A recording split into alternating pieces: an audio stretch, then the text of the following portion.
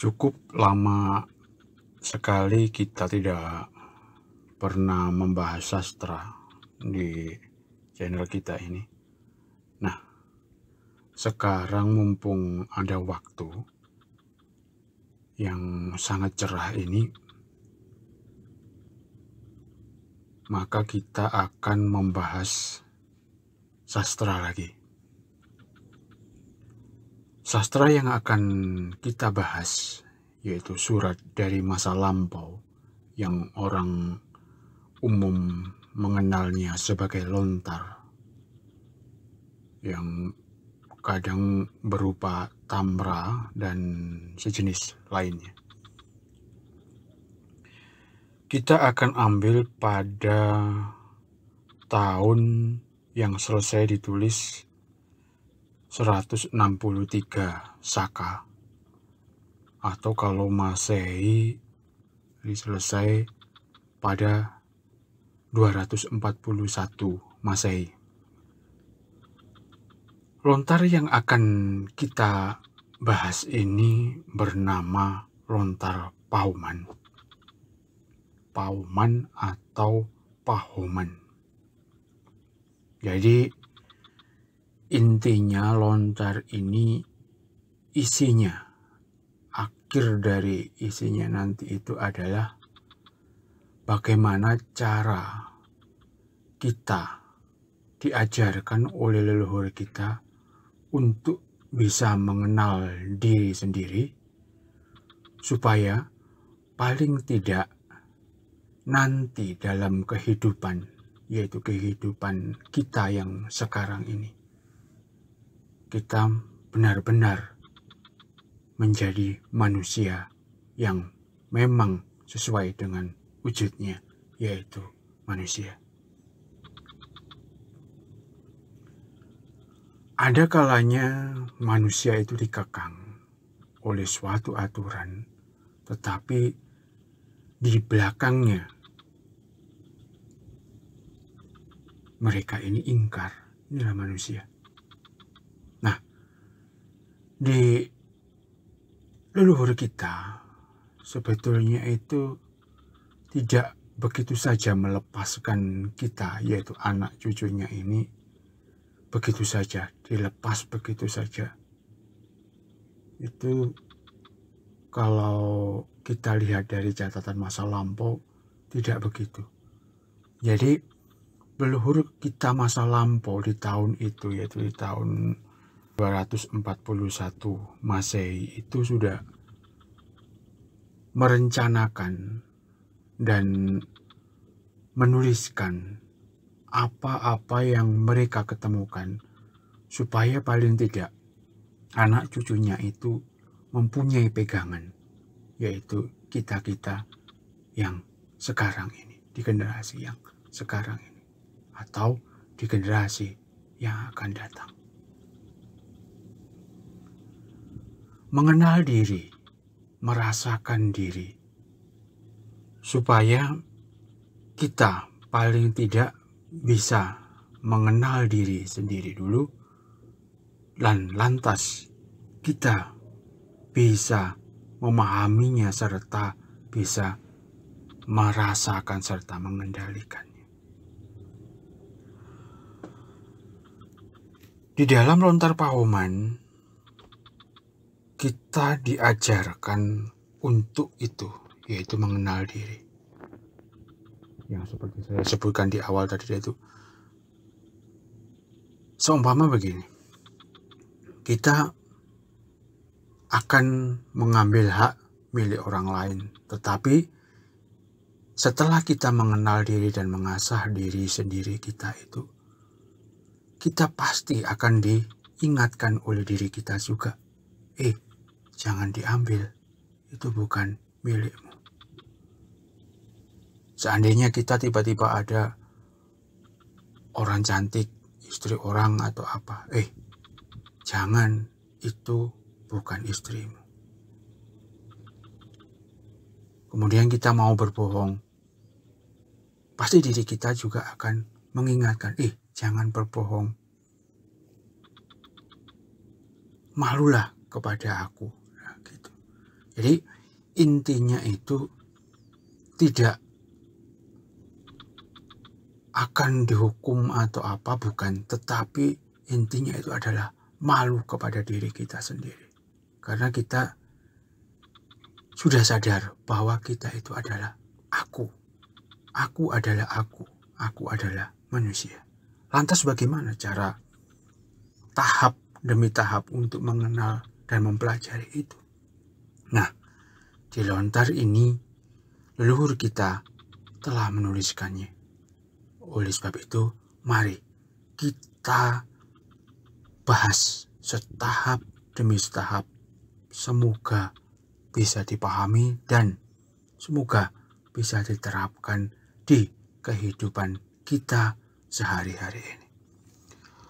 Lontar pahoman, lontar pahoman seperti berikut ini adalah cara-caranya, cara untuk melaksanakan apa yang dinamakan dengan lelaku atau upacara homa. Homa. Di dalam sebuah tungku rahasia yang disebut dengan kunda. Adapun yang disebut sebagai tungku rahasia tersebut sesungguhnya adalah tempat dari pahoman itu tadi. Itu nama lontar tersebut.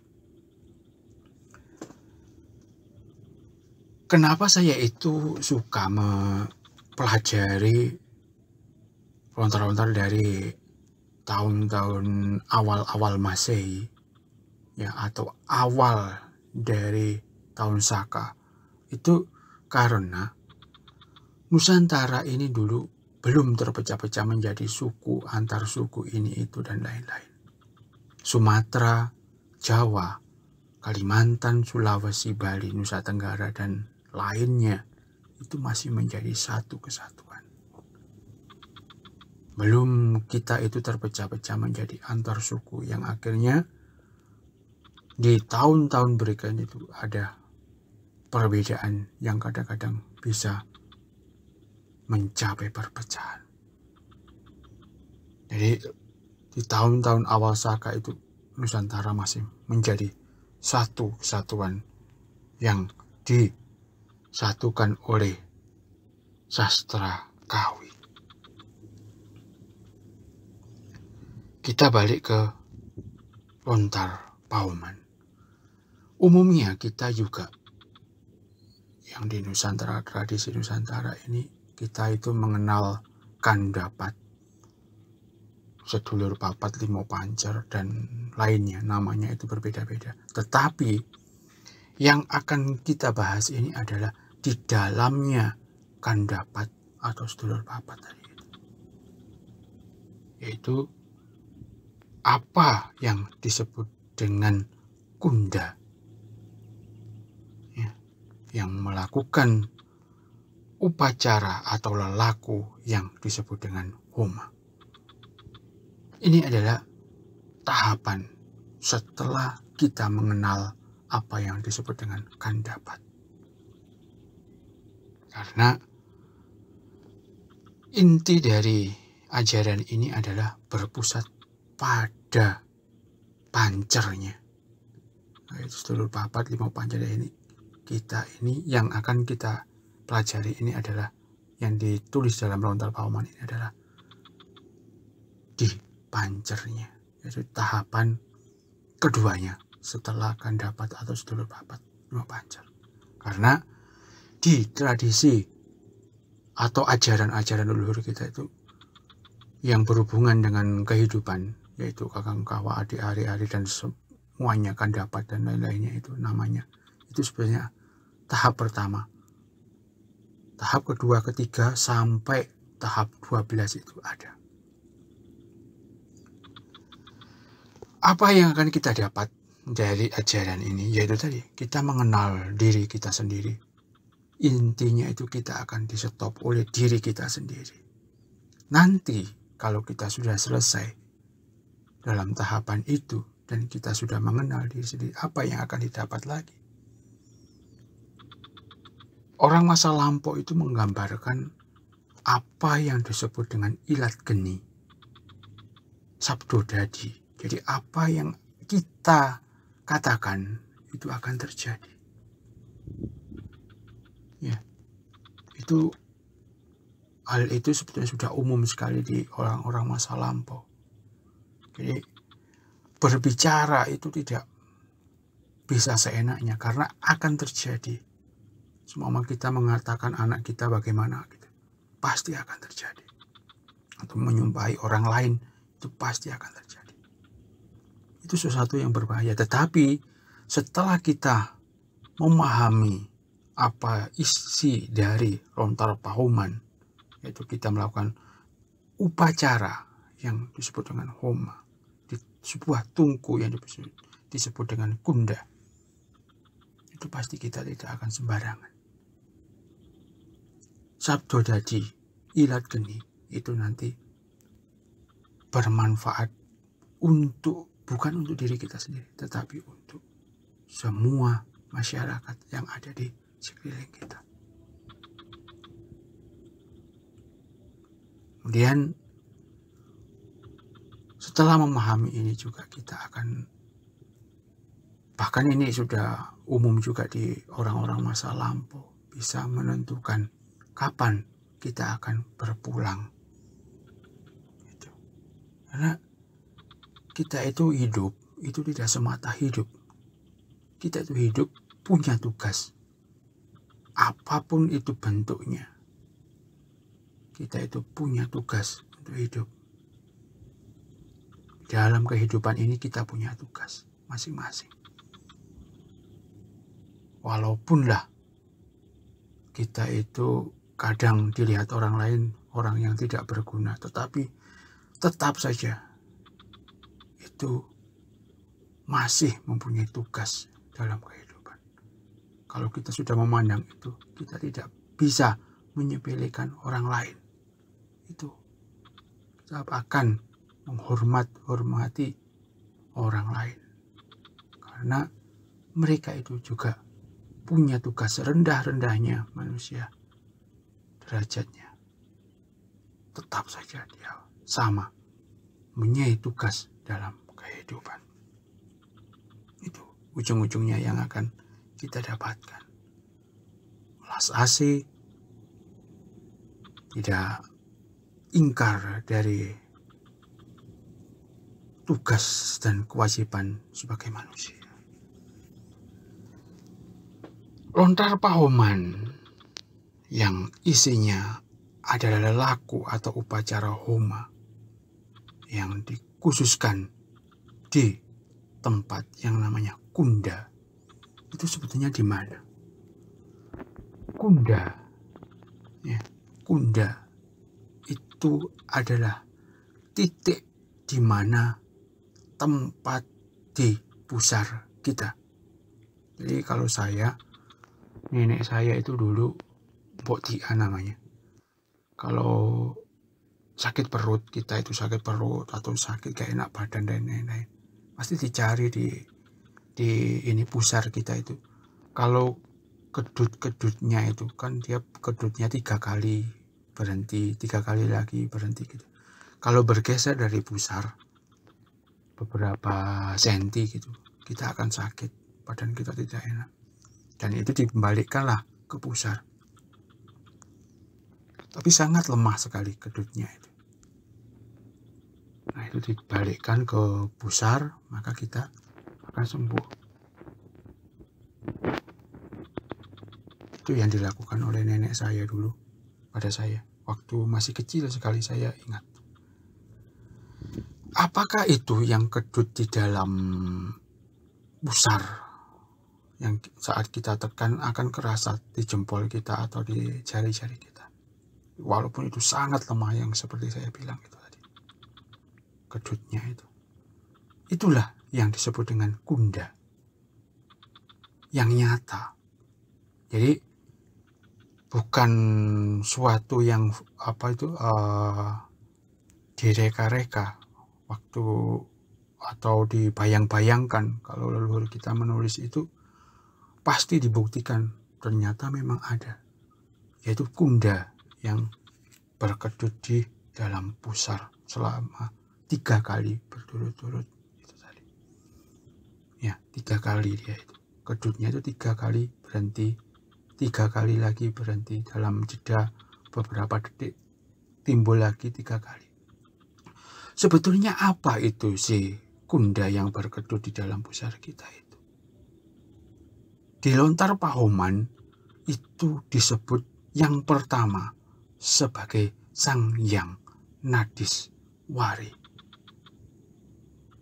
Kedudukannya itu, kedutnya itu ada di pusar, agak beberapa mili ke kanan. Ke kanan dari pusar ini sangat sempit sekali jaraknya itu dari antara lainnya.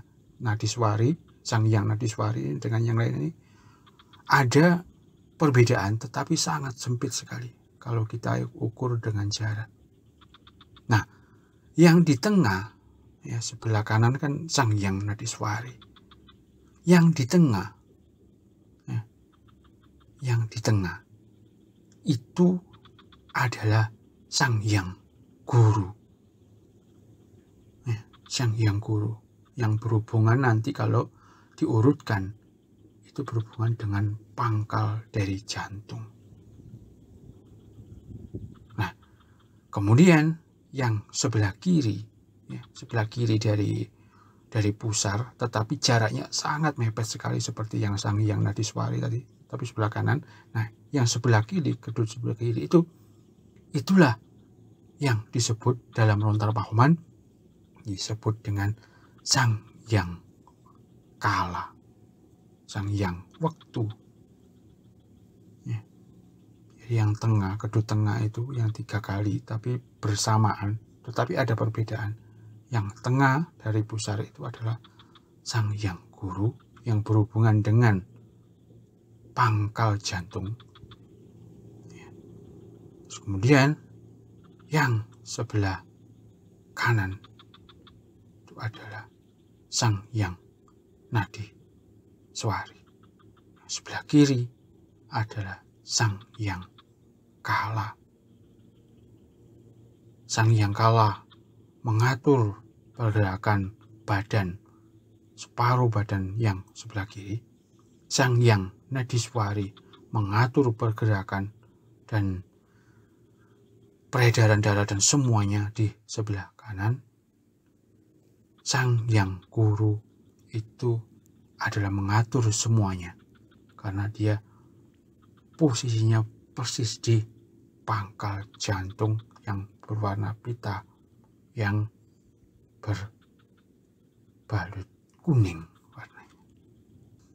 Apabila semua dari ketiga Sang Hyang tersebut, yaitu Sang Hyang Nadiswari, Sang Hyang Kala, dan Sang Hyang Guru, Sang Hyang Guru itu menyatu,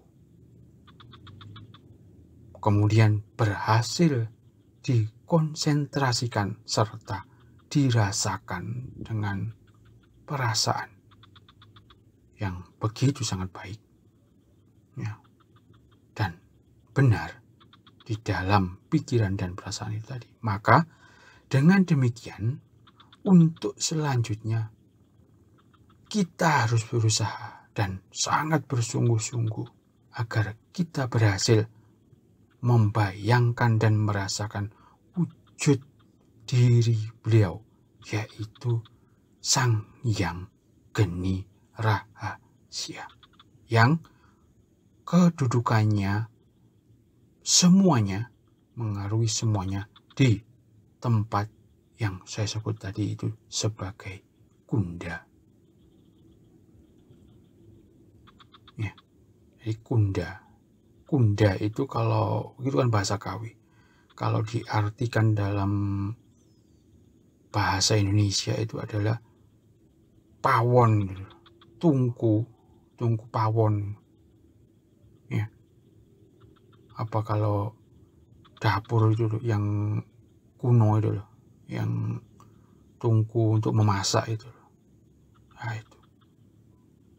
Nah, Sang Hyang Geni itu adalah ada di dalamnya.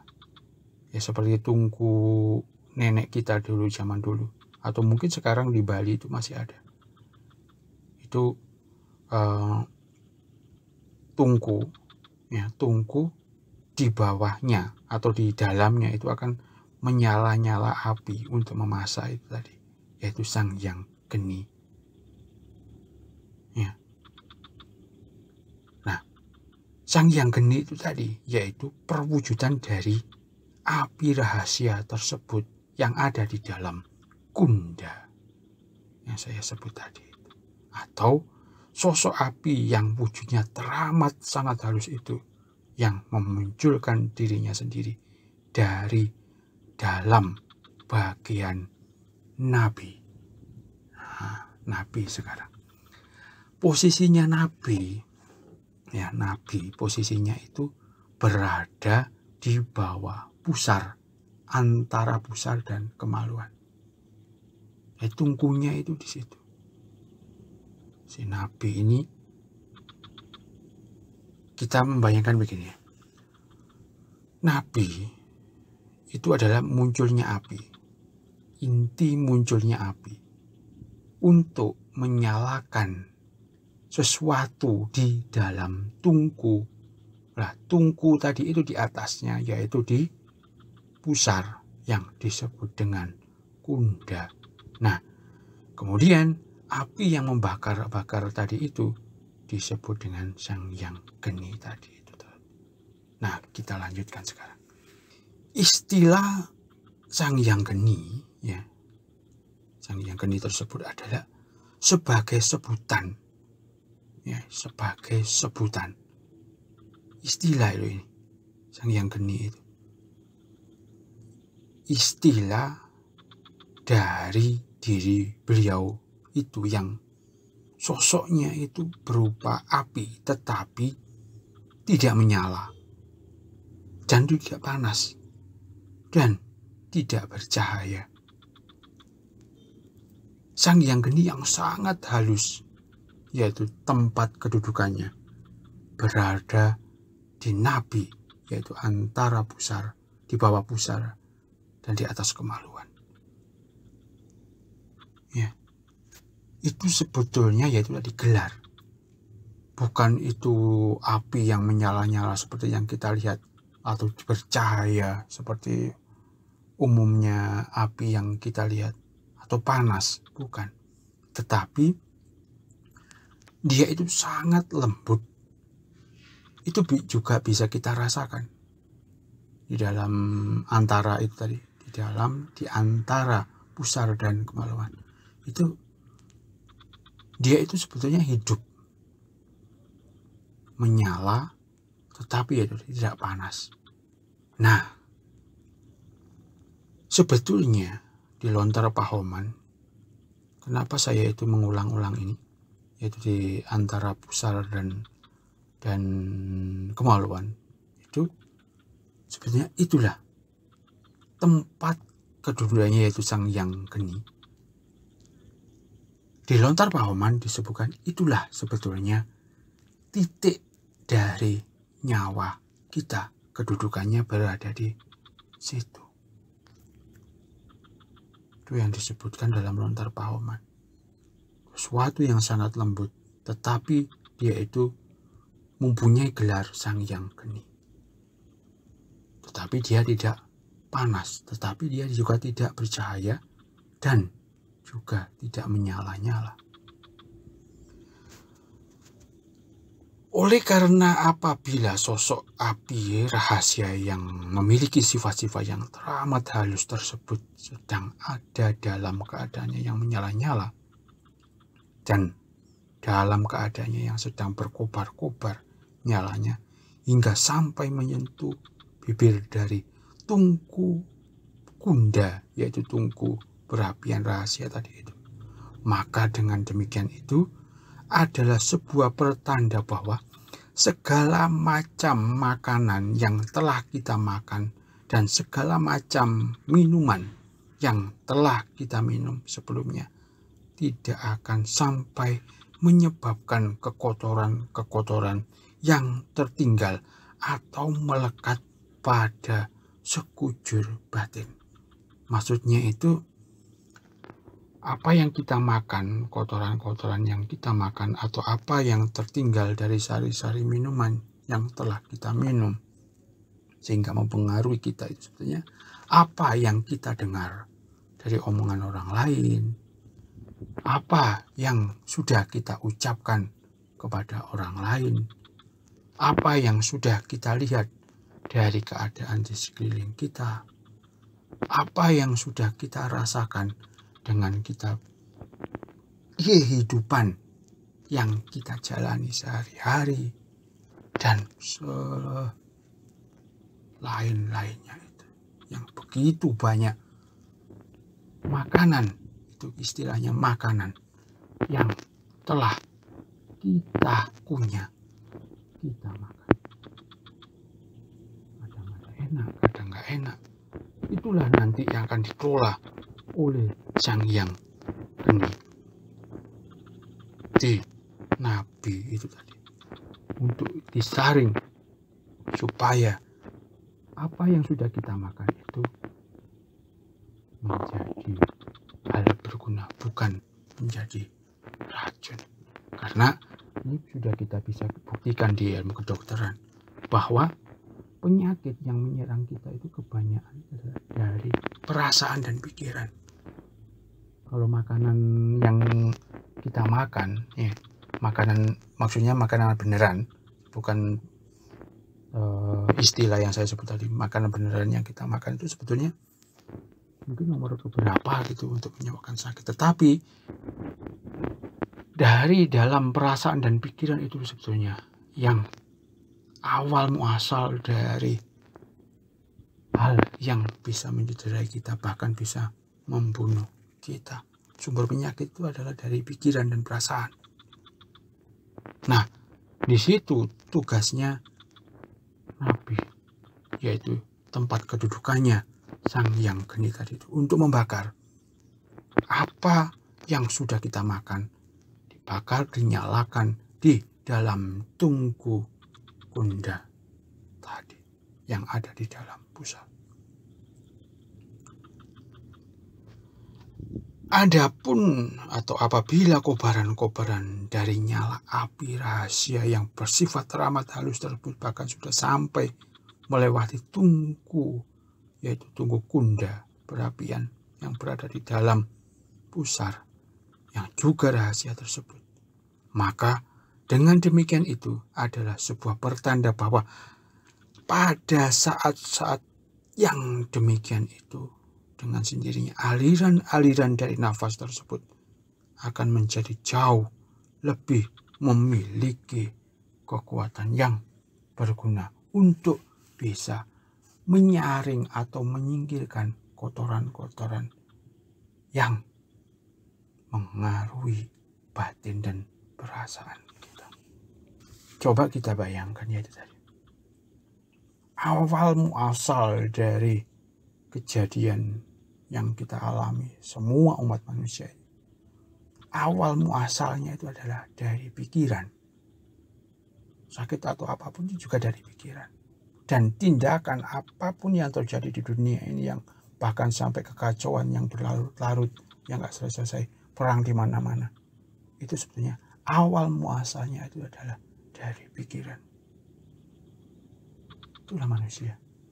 Nah, leluhur kita mengajarkan di Lontar Pahoman ini untuk bisa bukan lagi mengendalikan, tetapi membakar apa yang sudah kita makan tadi itu, supaya sisa-sisanya menjadi sesuatu yang berguna untuk kehidupan kita sendiri, bahkan untuk keluarga, bahkan untuk masyarakat yang ada di sekeliling kita. Adapun yang dipergunakan sebagai ciri-ciri atau pertanda bahwa sosok dari api, yaitu Sang Hyang Geni tadi itu, telah sampai melewati batas dari tungku perapian, yaitu si Kunda tersebut adalah akan dapat dirasakan sifat-sifat dari budi yang berubah menjadi kroda budi. Itu kebalikannya dari budi itu tadi, yaitu si kroda budi. Kita akan merasakannya. Namun sebaliknya, apabila ternyata masih kecil kobaran-kobaran nyala dari sang yang geni tersebut di dalam tungku perapian, yaitu si Kunda, maka segala macam makanan yang telah dimakan oleh kita dan segala jenis minuman yang telah kita minum sebelumnya tidak akan bisa dihancur leburkan hingga tuntas di dalam usus-usus yang terdapat di dalam perut tersebut. Sesungguhnya oleh karena tidak atau belum sempurnanya proses pembakaran dari nyala sang yang geni tersebut, itulah sebenarnya yang menjadi sebab musabab mengapa pada akhirnya sampai terjadi atau sampai munculnya perasaan-perasaan seperti sakit di dalam pikiran kita atau perasaan kita. Kita akan menjadi stres, ujung-ujungnya itu tadi. Kita akan bisa berbuat jahat atau apa kalau pembakaran ini belum tuntas. Sisa-sisanya itu masih berupa racun, bahkan tidak ada pembakaran sekalipun. Kita itu kalau begini contohnya ya, ada pepatah bahwa kita kalau sudah buta, ya, entah karena cinta buta atau apa, karena harta atau apa, bahkan 350.000 dewa pun tidak akan bisa mempengaruhi kita. Itulah manusia. Kalau kita sudah terjerumus oleh pikiran kita yang sangat liar, itu tadi seperti anak panah yang liar, manusia itu tidak akan bisa dikendalikan. Bahkan ini bukan suatu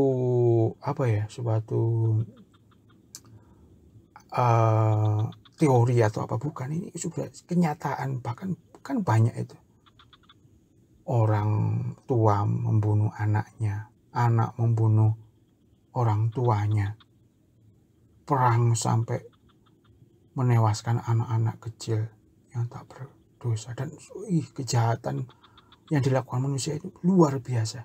Karena ya tadi dipengaruhi oleh pikiran yang liar seperti anak panah yang tajam ujungnya bergerak kemana-mana tanpa ada yang mengendalikan. Itulah efek dari pikiran yang sudah tidak terkontrol, tidak diolah. Untungnya itu leluhur kita itu tidak melepaskan kita begitu saja. Oleh sebab itu mereka menulis, ini loh caranya supaya kita bisa mengendalikan pikiran seperti anak panah yang tajam, liar, berkobat-kabit kemana-mana itu tadi. Nah, kita lanjutkan. Ontar ini kalau nggak salah ini sudah bait ke-3. Intinya begini. Oleh karena itu ternyata tidaklah sampai benar menjadi matang, yaitu dari pembakaran yang di dalam Kunda oleh sang yang geni. Belum tuntas segala jenis makanan yang telah dimakan atau segala jenis minuman yang sudah kita minum. Ini istilah ya, seperti yang saya sebut tadi. Itu tadi, kita akan terpengaruh pikiran dan perasaan kita, akan liar kita. Luarnya sih kelihatan ya seperti manusia, tetapi ya itu tadi, di dalamnya panah yang ujungnya sangat tajam itu berkobat-kabit kemana-mana, bisa menghancurkan diri sendiri, bahkan bisa menghancurkan keluarga, bahkan orang di sekeliling kita. Sebetulnya di dalam pusar, yaitu tempat kedudukannya tungku tadi itu, tungku perapian yang disebut Kunda tadi itu adalah kaki-kakinya yang menyokong, tungku tersebut. Ini kita jabarkan di dalamnya lagi ya. Itu kaki-kakinya itu ada 3, yaitu yang disebut dengan Triwerti. Ya, Triwerti. Adapun yang disebutkan dengan nama Triwerti tersebut sesungguhnya adalah nama dari Trinadi, 3 nadi. Ya, selain kedudukannya Sang Hyang yang saya sebut 3 tadi ya. Ini adalah kaki penyokongnya yang disebut dengan Triwerti. Ya, Triwerti sesungguhnya itu adalah nama dari Trinadi, yaitu 3 buah saluran nadi yang utama yang terdapat di dalam tubuh kita. Oleh karena pangkal dari saluran trinadi, yaitu 3 buah nadi utama tersebut, tempat kedudukannya adalah di daerah dalam pusar, tetapi yang paling dalam. Yang dimaksudkan dengan trinadi tersebut antara lain adalah nadi ida, nadi pinggala, dan nadi susumna. Ya. Nadi ida, nadi pinggala, dan nadi susumna. Inilah penyokong dari Triwerti. Kalau kita membayangkan supaya kita bisa paham, itu sebetulnya tungku tadi itu yang di dalamnya ada 3 Sang Hyang. Ya, yang saya sebut tadi itu. Nah, di kakinya itu ada Triwerti. Kakinya itu mempunyai 3. Tungku Kunda tadi itu mempunyai 3 kaki yang disebut dengan Triwerti. Triwerti sesungguhnya adalah Trinadi. Nah, nama dari 3 Trinadi, yaitu 3 nadi tersebut adalah nadi ida, nadi pinggala, dan nadi susumna. Ketiga nadi tersebut dengan nama Triwerti. Ya, yang Triwerti itu sesungguhnya kalau kita ilmu kedokterannya zaman sekarang, yaitu tadi pusar, di dalam pusar, walaupun lah kita kalau sudah tua begini kan sudah gak ada tali pusarnya ya, yang di dalamnya itu ada urat 3. Ini kalau kita kedokterannya, ilmu kedokteran itu bisa kita buktikan bahwa di dalam penyokong kaki dari ini pusar kita ini yang bulat ini, di dalamnya itu ada 3 saluran ya, 3 urat begitu. Kalau kita bedah itu ada urat putih-putih gitu 3. Nah, di dalam lontar pauman ini disebutkan bahwa 3 urat itu adalah nadi ida, nadi pinggala, dan nadi susumna. Nah, itu harus kita mengenalnya. Inilah tahap-tahapan untuk memahami lontar pauman itu tadi. Nah, ketiga saluran nadi ya si penyokong ini, kakinya si pusar ini ya, kakinya pancer ini ya, ketiga saluran nadi tersebut di atasnya sesungguhnya memiliki fungsi atau tugas untuk menghidupkan kemunculan dari Sang Hyang api, Sang Hyang geni tersebut sesungguhnya adalah berasal dari pangkal ya. Jadi di dalam yang tadi sudah menyala kan, Nah ini jalannya adalah lewatnya si api, si Sang Hyang Geni itu adalah dari Trinadi. Nah, ini harus kita rasakan. Karena ini ya bisa dibuktikan dengan ilmu kedokteran bahwa di dalam pusar itu ada 3 saluran seperti apa ya, urat gitu ya, 3 itu tadi. Nah, sekarang begini.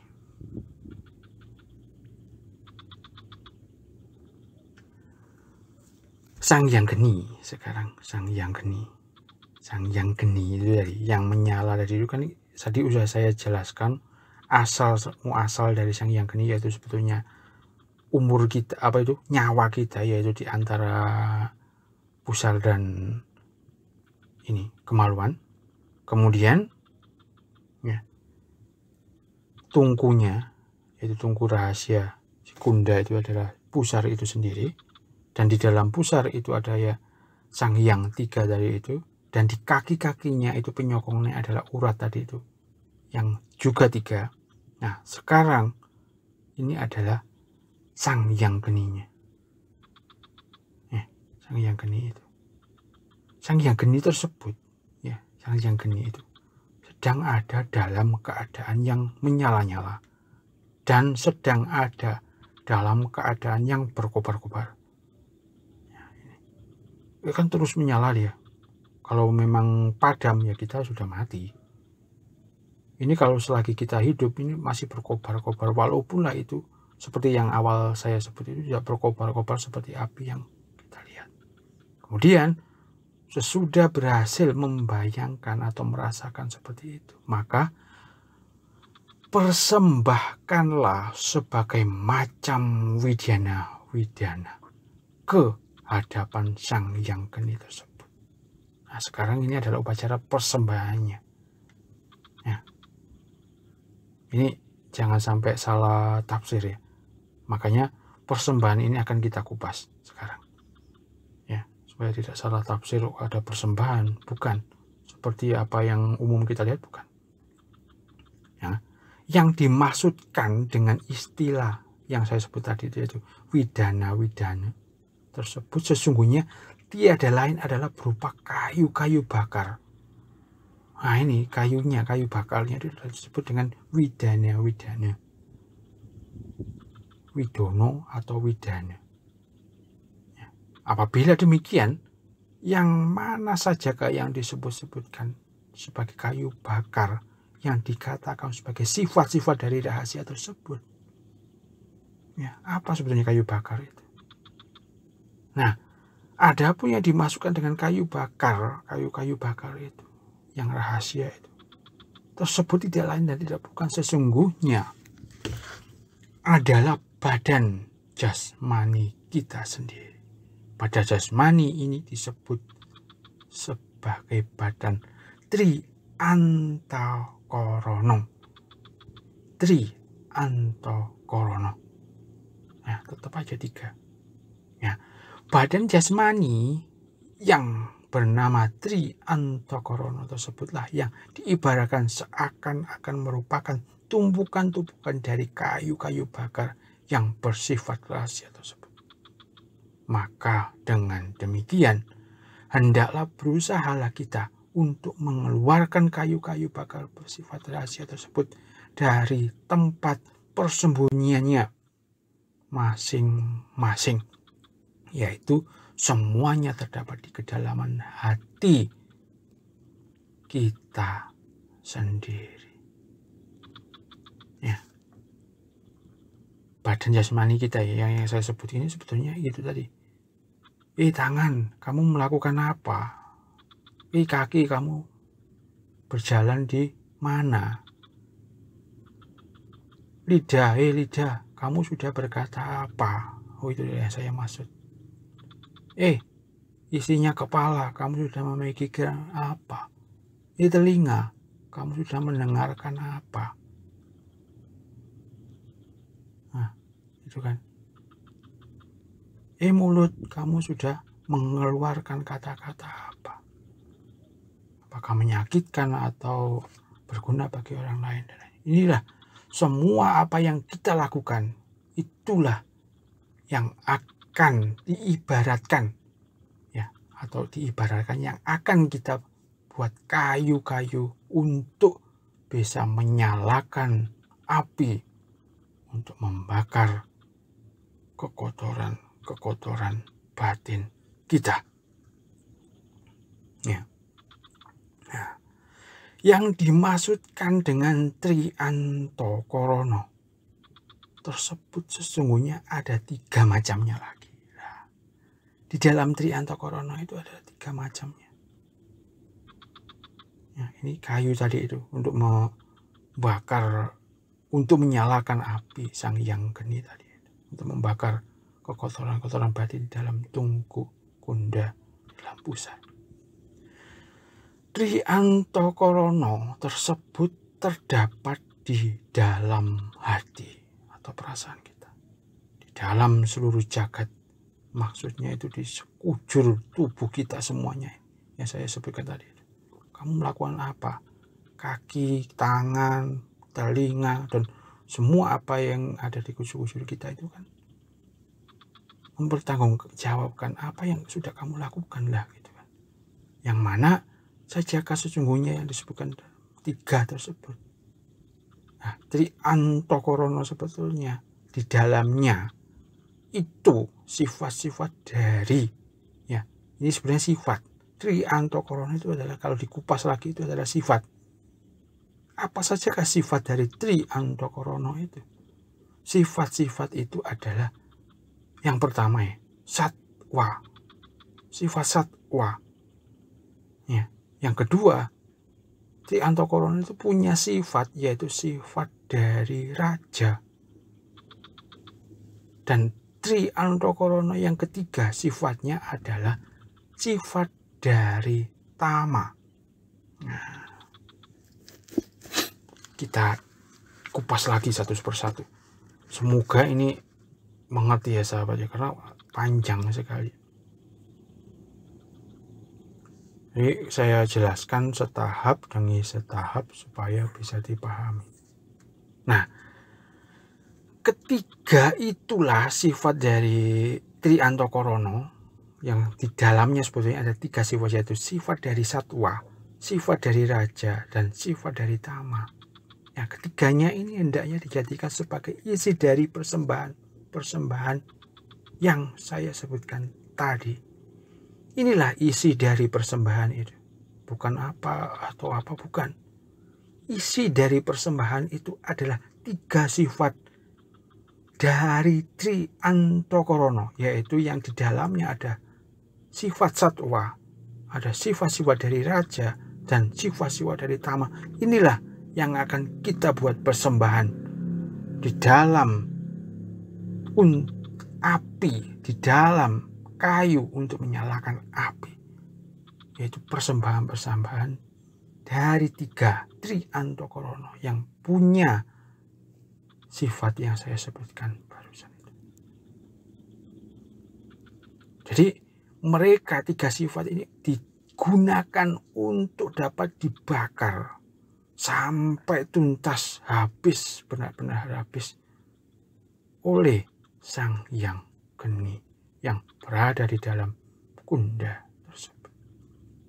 Maka dengan demikian sebagai kesimpulannya, bakarlah sampai tuntas sifat 3 seperti itu, tanpa sedikit pun memiliki sisa atau perasaan-perasaan belas kasihan, untuk bisa melenyapkan 3 sifat tersebut yang disebut Triantokorono, yang di dalamnya ada sifat satwa, raja, dan tama. Ya. Berusahalah untuk mencari dan agar bisa menemukan jalan untuk berhasil menghilangkan budi yang bersifat satwa tersebut, dan berusahalah untuk berhasil membakar sampai tuntas budi yang memiliki sifat-sifat pemarah tersebut, beserta segala bentuk dan jadinya. Ya, wah, itu adalah sifat manusia yang di dalamnya adalah sifat dari kebinatangan. Ya, raja adalah sifat-sifat dari dalam manusia yang harus berkuasa, egois, dan menang sendiri dan lainnya. Tama adalah ketamaan dari manusia. Ya, berusaha mencari dan mendapatkan jalan yang dapat menghilangkan budi yang memiliki sifat-sifat raja, yaitu sifat-sifat yang aktif dan dinamis. Dan untuk dapat menghilangkan budi yang mempunyai sifat-sifat tama, yaitu sifat-sifat yang pasif dan malas tersebut. Tama, bakarlah budi yang memiliki sifat-sifat seperti sifat-sifat malas, sifat-sifat senang makan milik orang lain, sifat-sifat kesombongan, sifat-sifat yang nafsu ingin memiliki hak orang lain, sifat-sifat kekotoran hati yang mempunyai kebodohan, yang bahkan dia tidak bisa menentukan kehidupannya sendiri. Bakarlah sampai habis. Maka dengan demikian hendaklah berusaha untuk mencari dan untuk mendapatkan jalan sehingga bisa berhasil menghilangkan budi yang mempunyai sifat-sifat tama atau pasif tersebut. Setelah Triantaka Rono yang terdapat di dalam hati kita masing-masing itu habis tuntas terbakar, maka dengan demikian kita menjadi jernihlah kobaran-kobaran nyala api Sang Hyang Geni tadi. Ya. Di dalam api, di dalam tungku, yaitu si Kunda tersebut. Api yang awalnya kehitam-hitaman berwarna gitu akan menjadi api yang berwarna putih.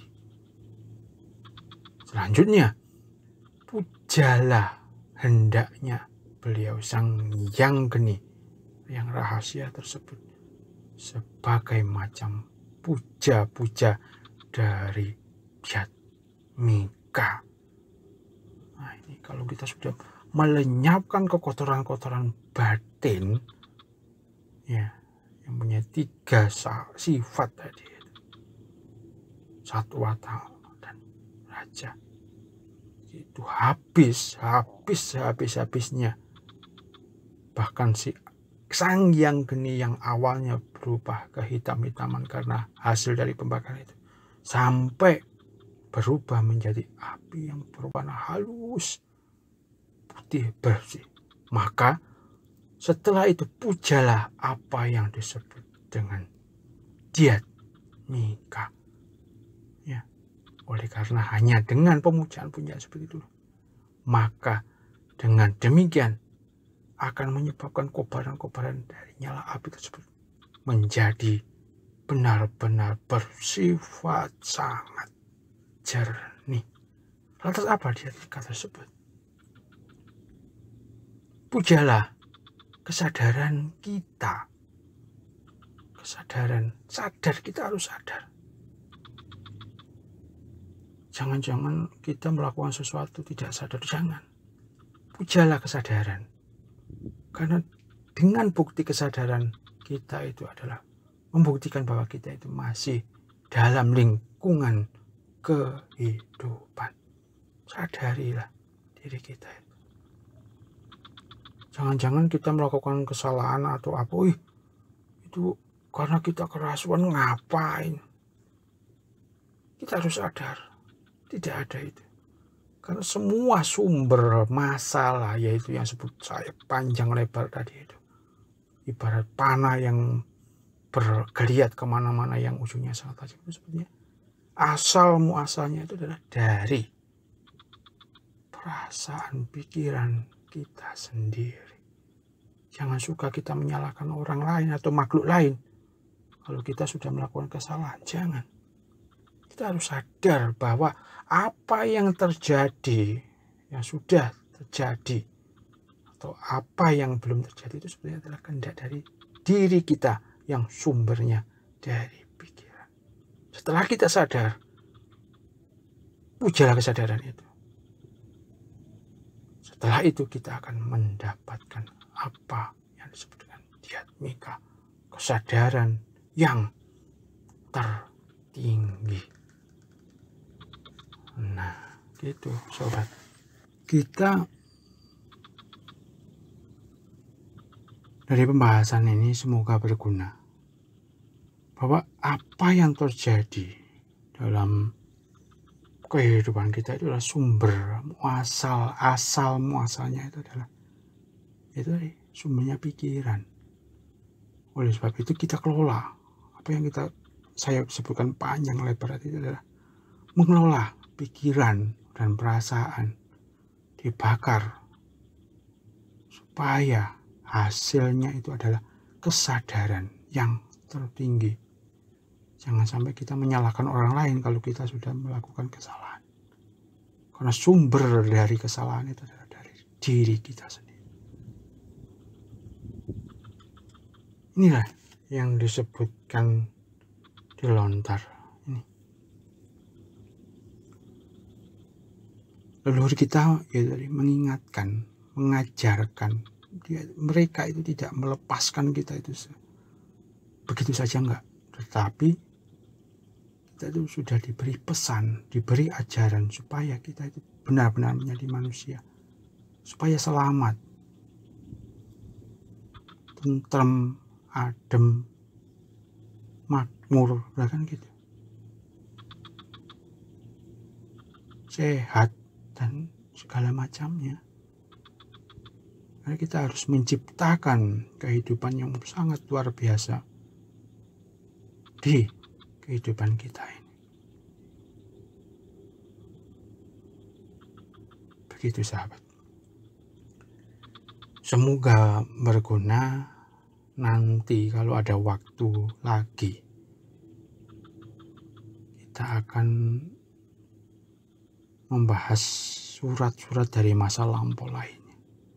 Semoga bermanfaat.